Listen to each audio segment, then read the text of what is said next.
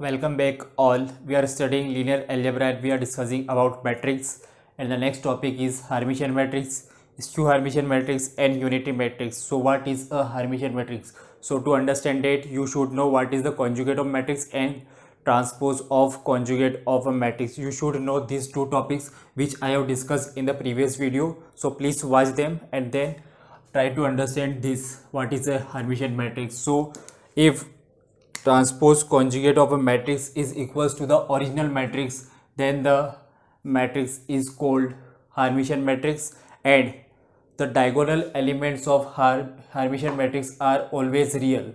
So but I have taken one example. Let's check this matrix is Hermitian or not. So first find out the conjugate of this matrix. So A dash is A D B minus IC B plus IC. So this is the conjugate of a matrix. Now perform transpose of this conjugate. So A theta is equals to A B minus IC B plus IC and D. Now you can check A theta and original matrix both are same. Hence we can say that this matrix is a Hermitian matrix.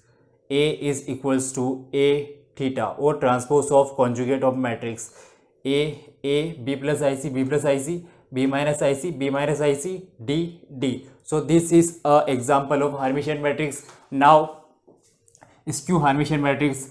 If transpose conjugate of a matrix is the negative of the matrix, then we can say that the matrix is skew Hermitian matrix, and in a skew Hermitian matrix the diagonal elements are real or zero.